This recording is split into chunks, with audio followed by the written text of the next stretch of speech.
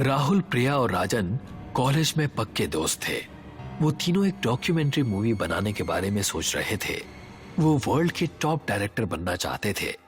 रात के 10 बज रहे थे। वो तीनों इस वक्त शिमला में घूमने आए हुए थे और होटल के कमरे में इसी बात को लेकर डिस्कस कर रहे थे। समझ में नहीं आता यार कि आखिर हम किस कॉन्सेप्ट पर डॉक्यूमेंट्री मूवीज बनाएं। अरे यार, बहुत सारे कॉन्सेप्ट हैं, किसी भी कॉन्सेप्ट को सिलेक्ट कर लेते हैं। हमें तो बस एक अच्छी सी डॉक्यूमेंट्री मूवी बनानी है और अपने काम को खत्म करना है। तुम दोनों पागल हो गए हो। हम किसी भी बेकार कॉन्सेप्ट पर डॉक्यूमेंट्री मूवीज नहीं बना सकते, क्योंकि हमें अपनी ये डॉक्यूमेंट्री मूवीज इंटरनेशनल प्रीमियर में दिखानी है। मुझे अपना मजाक बिल्कुल नहीं उड़वाना। तो तुम कहना क्या चाहती हो? हमें किसी ऐसे कॉन्सेप्ट पर मूवी बनानी चाहिए जो आज तक किसी ने नहीं बनाई हो, कोई रियल कॉन्सेप्ट। मेरे दिमाग में एक आइडिया है दोस्तों, पर पता नहीं वो आइडिया तुम लोगों को पसंद आएगा या नहीं। अब ये तो सुनने के बाद ही पता लगेगा कि हमें पसंद आएगा कि नहीं आएगा। क्यों ना हम लोग रियल घोस्ट पर एक डॉक्यूमेंट्री मूवी बनाएं। राहुल की बात सुनकर राजन और प्रिया कुछ देर तक बड़ी गंभीर मुद्रा में राहुल के चेहरे की ओर देखते रहे। अचानक वो दोनों राहुल का मजाक उड़ाते हुए हंसने लगे। तू पागल हो गया है क्या राहुल? घोस्ट, आत्मा, ये सब फिल्मों में अच्छी लगती हैं यार। तो मैं भी फिल्म बनाने की ही बात कर रहा हूँ। अरे बेवकूफ, ये सिर्फ मनगढ़ंत बातें हैं। हम सब जानते हैं कि फिल्मों में मेकअप करके घोस्ट बनाया जाता है और हमें डराया जाता है। और अब तो VFX का भी इस्तेमाल होने लगा है। ये टेक्निक जब से आई है तब से ये घोस्ट एकदम रियल लगते हैं। यही तो मैं तुम दोनों को समझाना चाहता हूँ। सोचो, अगर हमारे कैमरे में कोई रियल घोस्ट रिकॉर्ड हो जाए तो हम दोनों की किस्मत रातों रात पलट सकती है। और यहाँ से कुछ दूर एक कब्रिस्तान है। कहते हैं कि उस कब्रिस्तान में सिर्फ और सिर्फ लावारिस लाशें ही दफनाई जाती हैं। उस कब्रिस्तान के बारे में ये बात प्रसिद्ध है कि वहाँ एक डायन रहती है और कहते हैं कि जो भी उस डायन को अपनी आंखों से देख लेता है वो उसे जिंदा नहीं छोड़ती। दोस्तों, मुझे नहीं पता कि इस बात में कितनी सच्चाई है, पर मेरा दिल कहता है कि वहाँ पर कुछ तो है। वो सब उस कब्रिस्तान पर जाने के लिए राजी हो गए। वो तीनों दोस्त होटल के रूम से बाहर निकल आए। बाहर सर्दी बहुत ज्यादा थी। हाड़ कंपा देने वाली ठंडी शीतलहर चल रही थी। हल्की हल्की बर्फबारी भी हो रही थी। वो तीनों एक कार के अंदर बैठ गए। राहुल ने ड्राइविंग सीट संभाल ली और उसने अपनी कार की दिशा उस कब्रिस्तान की ओर कर ली। कुछ ही देर में वो उस कब्रिस्तान में खड़े थे। पता नहीं क्यों उस कब्रिस्तान के भयावता भरे सन्नाटे को देखकर प्रिया के शरीर के रोंगटे खड़े होने लगे। भयंकर सर्दी में उसके माथे पर पसीने की बूंदें टपकने लगी, मगर उसने इस डर को बड़ी सुंदरता से छिपा लिया। राहुल ने तुरंत वीडियो कैमरा निकाल लिया। राहुल अंधेरे में रिकॉर्डिंग करते ही कब्रिस्तान की गेट से होते हुए अंदर चला गया और उसके पीछे पीछे राजन और प्रिया कब्रिस्तान के अंदर चले गए, जहां घना अंधेरा था। मगर तीनों ने उस कब्रिस्तान के अंदर कदम रखा ही था कि तभी राहुल और राजन के कानों में प्रिया के दिल दहला देने वाली चीख टकराई। प्रिया, क्या हुआ तुम्हें? तुम चीखी क्यों? जल्दी से टॉर्च निकाल राजन। राजन ने तुरंत अपनी टॉर्च निकालकर जला दी, मगर उसने देखा कि प्रिया उसके सामने खड़ी हुई उन दोनों को सवालिया नजरों से देख रही थी। तुम चीखी क्यों? मैं तो बिल्कुल नहीं चीखी, बल्कि मैं तो खुद हैरान हूँ कि मुझे मेरी चीख क्यों नहीं सुनाई दी। मुझे लगता है कि यहाँ कुछ तो गड़बड़ है। एक तो हमें यहाँ पर खुद लेकर आया और ऊपर से आप बोल रहा है कि कुछ गड़बड़ है। तू सिर्फ रिकॉर्डिंग कर। अपने दोस्तों के कहने पर राहुल कब्रिस्तान के अंधेरे में शूट करने लगा। कुछ देर बाद राहुल ने अपने दोस्तों से कहा, ठीक है दोस्तों, चलते हैं। अब तो कंप्यूटर में देख कर ही पता चलेगा कि कैमरे में क्या रिकॉर्ड हुआ है। तीनों अपनी कार में बैठ गए। राहुल के चेहरे पर थकान झलक रही थी। क्या हुआ राहुल, तेरे चेहरे पर थकान कैसी? पता नहीं क्यों यार, जब से कब्रिस्तान से बाहर निकला हूँ मुझे ऐसा लग रहा है जैसे मेरे कंधे भारी से हो रहे हैं। कुछ ऐसा ही मुझे भी महसूस हो रहा है यार, लेकिन मैंने तुझे इसलिए नहीं बताया कि कहीं तो मेरी बात का मजाक ना उड़ाए। प्रिया, क्या तुम्हें भी ऐसा महसूस हो रहा है? मुझे ऐसा कुछ भी महसूस नहीं हो रहा। राहुल ने तेजी से कार अपने होटल की ओर दौड़ा दी। होटल के रूम में पहुंचकर राहुल अपने लैपटॉप से अपने कैमरे पर की हुई रिकॉर्डिंग देखने लगा। अचानक राहुल के मुंह से दर्द की वजह से हल्की सी चीख निकल गई। क्या हुआ? पता नहीं यार, बहुत सा बोझ महसूस हो रहा है, मानो किसी ने बहुत सारा वेट मेरे कंधों पर रख दिया है। अजीब बात है, कार के अंदर मुझे भी ऐसा ही महसूस हो रहा था, लेकिन अब मुझे बिल्कुल सही महसूस हो रहा है। टेंशन मत ले, मेरे पास पैरासिटामोल रखी हुई है, उसे खाकर सो जाना, तुझे आराम मिल जाएगा। लेकिन सबसे पहले रिकॉर्डिंग को देख लेना चाहिए। होटल रूम में आते ही प्रिया बाथरूम में चली गई। राहुल और राजन ने लैपटॉप की स्क्रीन पर नजरें गड़ा ली। तभी उन दोनों को लैपटॉप में कुछ ऐसा दिखा कि उन दोनों के गले से डर के कारण एक जोरदार चीख निकल गई। उनकी आंखें डर और दहशत से फटी की फटी रह गई। वो दोनों एक दूसरे के चेहरे की ओर हक्का बक्का होकर देखने लगे। दरअसल उन दोनों ने देखा कि जैसे ही वो कब्रिस्तान में एंटर हुए, एक बेहद भयानक दिखने वाली स्त्री प्रिया को अपने पंजों में उड़ाकर ले गई। उन दोनों ने लैपटॉप में देखा कि वो कब्रिस्तान में अकेले नहीं थे। उन तीनों के अलावा कब्रिस्तान बहुत से भयानक दिखने वाली आत्माओं से भरा हुआ था और वो भयानक चेहरे वाले राहुल और राजन की ओर घूर कर देख रहे थे। राजन ने तुरंत लैपटॉप को बंद कर दिया और चीखते हुए राहुल की ओर देखकर बोला, आखिर वो भयानक स्त्री कौन थी जो प्रिया को अपने पंजों में दबाकर उड़ा कर ले गई? सवाल ये नहीं है कि वो प्रिया को उड़ा कर ले गई, सवाल ये है कि फिर हमारे साथ जो प्रिया आई है वो कौन है? तभी राजन शीशे की तरफ इशारा करते हुए बुरी तरह से चीखा। राहुल ने जैसे ही खुद को शीशे में देखा तो उसके भी गले से एक जोरदार चीख निकल गई। तेरे दोनों कंधों पर कोई बैठा हुआ है राहुल। राहुल के दोनों कंधों पर भयानक दिखने वाली स्त्रियां बैठी हुई थी जो सिर्फ शीशे में ही दिखाई दे रही थी। हमें यहाँ से भागना होगा मेरे दोस्त। तभी प्रिया बाथरूम से निकलकर बाहर आ गई। अचानक राहुल के कंधे पर बोझ खत्म हो गया, मगर प्रिया का चेहरा बेहद भयानक हो चुका था। उसकी आंखों की पुतलियां बिल्कुल सफेद थी, लेकिन देखते ही देखते प्रिया एक भयानक डायन में परिवर्तित हो गई। उस डायन का शरीर लचीला था। तभी वो डायन बहुत तेजी से राहुल के ऊपर झपटी और एक ही झटके में राहुल के गर्दन में अपने दांत गड़ा दिए और उसका खून पी गई। उस डायन ने राजन को तो कुछ समझने का मौका ही नहीं दिया और उसने राजन के साथ भी वही किया जो राहुल के साथ किया था। दरअसल प्रिया को तो कब्रिस्तान में डायन उसी वक्त उड़ाकर ले गई थी। प्रिया की लाश तो कब्रिस्तान में ही पड़ी हुई थी। कुछ ही सेकंड में वो डायन हवा में गायब हो गई। अगले दिन पुलिस को होटल में राहुल और राजन की लाश मिली। पुलिस इंस्पेक्टर करण अपने हवलदार से बोला, इन दोनों की लाशों की हालत देखकर लगता है जैसे कि इन दोनों को किसी जंगली जानवर ने मारा है, मगर इस 5 स्टार होटल में जंगली जानवर कैसे आ सकता है? इन्हें किसी जंगली जानवर ने नहीं मारा साहब, ये जरूर उस कब्रिस्तान में वीडियो शूट करने के लिए गए होंगे। कुछ देर पहले मुझे सूचना मिली है कि उस कब्रिस्तान में प्रिया नाम की लड़की की लाश पाई गई है। उसके शरीर को भी चीर फाड़ कर रख दिया है। वो इन दोनों के साथ शिमला आई थी। सारा शिमला जानता है साहब कि वहाँ एक डायन का राज है। तुम ये बात दावे से कैसे कह सकते हो? देख नहीं रहे साहब, सामने कैमरा रखा है, लैपटॉप बंद पड़ा है। जरूर ये दोनों कैमरे में उसी डायन को रिकॉर्ड करके ले आए होंगे। अगर ऐसी बात है तो फिर मैं वो वीडियो रिकॉर्डिंग जरूर देखूंगा। ऐसी गलती मत करना साहब, नहीं तो आज की रात तुम्हारी भी आखिरी रात होगी, क्योंकि वहाँ कुछ तो है।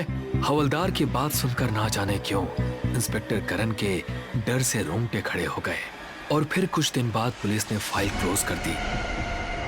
और लोगों की तरह उर्वशी भी हीरोइन बनने का सपना लेकर मुंबई आई थी। उसने कई जगह ऑडिशन दिए, लेकिन ऑडिशन देने वालों की तादाद इतनी ज्यादा थी कि उसको लंबी वेटिंग पर लगा दिया जाता था। और इस शहर में वो सिर्फ एक राहुल को ही जानती थी। यार राहुल, किसी प्रोड्यूसर से बात हुई? अगला ऑडिशन कहाँ होने वाला है? तुमने जो अभी 3 जगह ऑडिशन दिए थे ना, उनका क्या हुआ? दिए तो हैं, बट अभी वोटिंग में नाम आ रहा है। 1 महीना निकल गया यार। अगर ऐसा ही रहा तो वापस जाना पड़ेगा। सुनो, वैसे एक फिल्म है जिसके लिए हीरोइन की जरूरत है, वहां तुम्हारी बात बन सकती है। हाँ, सच में? क्या नाम है फिल्म का? अरे नाम हॉरर फिल्म है। नाम है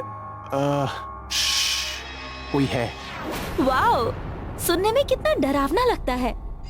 तुमने अभी तक मुझे क्यों नहीं बताया उसके बारे में? वो इसलिए क्योंकि डायरेक्टर ने ना शूटिंग रोक रखी है। अब क्यों रोक रखी है ये पहले कंफर्म कर लूं, उसके बाद तुमसे बात करता हूं। ठीक है। अगले दिन राहुल डायरेक्टर से बात करके उर्वशी से मिलने उसके घर पहुंचा। देखो उर्वशी, मैं डायरेक्टर से बात करके ही आ रहा हूं और वो तुम्हारा लीड रोल के लिए ऑडिशन लेने के लिए तैयार भी हैं। हाँ। That's great. तो कल तुम मुझे लेकर चलना, मैं ऑडिशन दे दूंगी। हाँ, लेकिन उसकी बात सुनने के बाद मुझे नहीं लगता कि तुमको वो फिल्म करनी चाहिए। लेकिन ऐसा क्यों? इट्स अ बिग अपॉर्चुनिटी यार। अरे जिस स्क्रिप्ट पर वो फिल्म बनाना चाहते हैं ना, वो 2 साल पहले लिखी गई है और उसने साफ कहा है कि जब भी किसी लड़की ने उस फिल्म को साइन करके काम करना स्टार्ट किया है, वो किसी ना किसी हादसे में मारी गई। अगर मारी गई तो वो उनकी किस्मत थी। इस फिल्म से उनकी मौत का क्या मतलब? राहुल की वार्निंग के बाद भी उर्वशी ने ऑडिशन दिया और फिल्म साइन कर ली। वो उस दिन बहुत खुश थी क्योंकि वो शूटिंग का पहला दिन था। उर्वशी मैम, फर्स्ट सीन में आप आईने में देखते हुए अपने बालों को संवार रही हैं, ठीक है?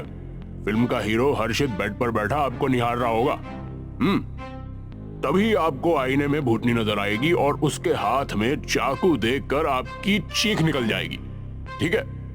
आप डरते हुए पलटकर देखेंगी और ये शॉट वहीं खत्म हो जाएगा। बस इतनी सी बात है। Okay sir, I got it. Take 1, lights, camera and action. Urvashi आईने में देखते हुए अपने बालों को संवार रही थी। हर्षित बेड पर बैठा हुआ प्यार भरी नजरों से उसको निहार रहा था। ऐसे क्या देख रहे हैं आप? देख रहा हूँ कि मैं कितना खुशनसीब हूँ कि तुम जैसी खूबसूरत लड़की मेरी बीवी है। ये सुनकर उर्वशी खुश हो गई और तभी उसको आईने में एक भयानक लड़की दिखाई दी।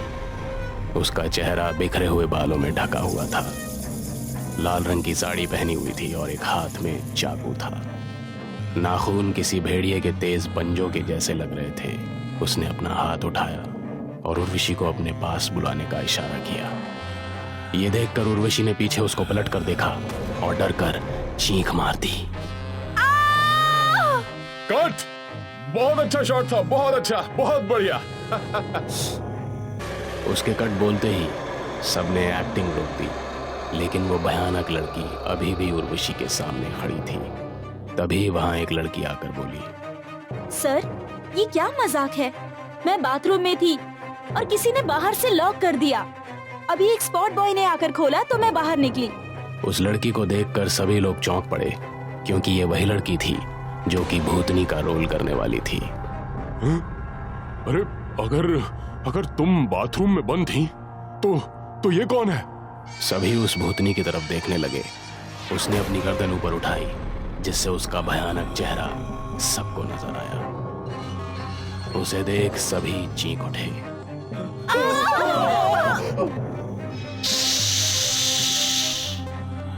कोई है। वो ठीक उर्वशी के सामने थी। उर्वशी की धड़कनें मानो थम सी गई थी और वो खौफ से भरी निगाहों से उसको देख रही थी। कौन हो तुम? भूल गए मुझे? मैं विशाखा। ऐसा कहकर उसने हीरो की आंखों में अपनी उंगलियां डालकर उसको अंधा कर दिया।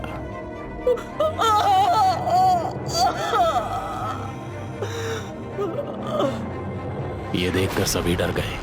तेज हवाएं चलने लगीं और डायरेक्टर तो मानो जैसे अपनी सुध-बुध खोकर एक मिट्टी के पुतले की तरह खड़ा रह गया था।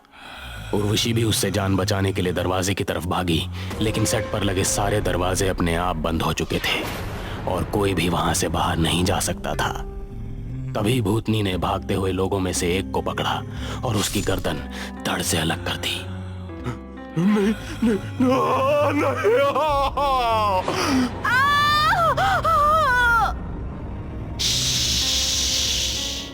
कोई है।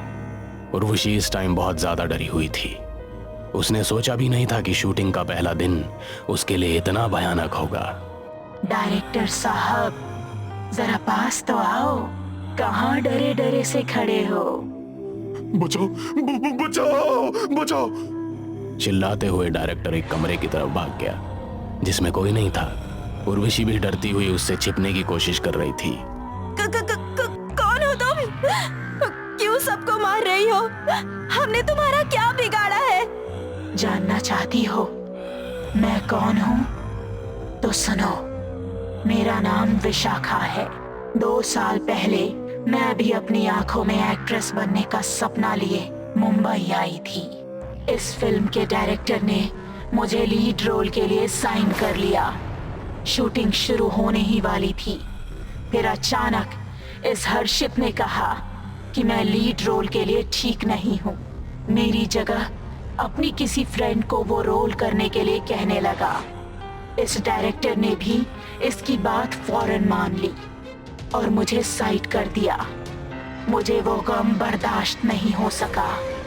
मुझे मेरे सारे सपने टूटते हुए नजर आए तो मैंने इन दोनों को धमकाया कि अगर इन्होंने मेरा रोल किसी और को दे दिया तो मैं पुलिस में इनकी रिपोर्ट करूंगी। ये दोनों उस टाइम नशे में धुत थे।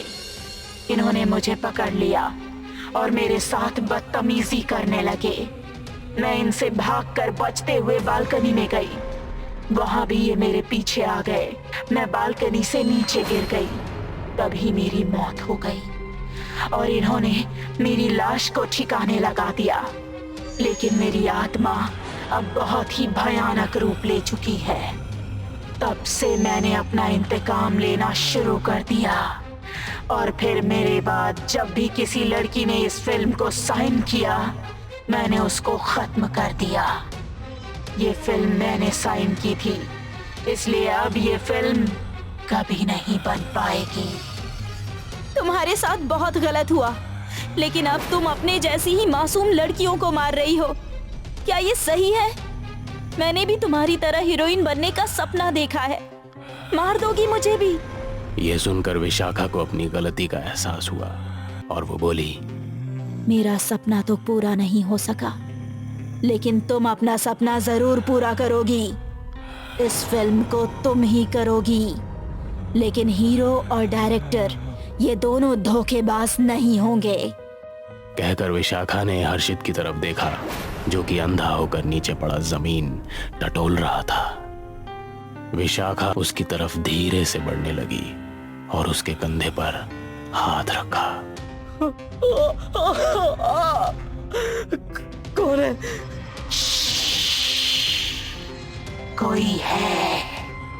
ऐसा कहकर उसने एक पंजा हर्षित के पेट में ऐसा मारा कि उसकी आंतड़ियां बाहर निकल आईं और मुंह से खून निकल पड़ा। यह देखकर उर्वशी के डर का ठिकाना नहीं रहा और उसकी चीख निकल गई। अब विशाखा उस कमरे में गई जहां डायरेक्टर छिपा बैठा था। वो उसके ठीक पीछे थी।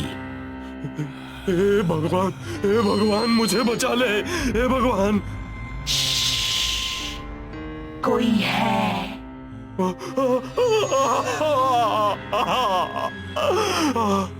उसने पलट कर देखा तो विशाखा हाथ में चाकू लिए खड़ी थी। उसने देर ना करते हुए अपना तेज पंजा उसके पेट में मार दिया और साथ ही हाथ में पकड़ा चाकू उसकी गर्दन पर ऐसे मारा कि वो कटकर जमीन पर गिर गई।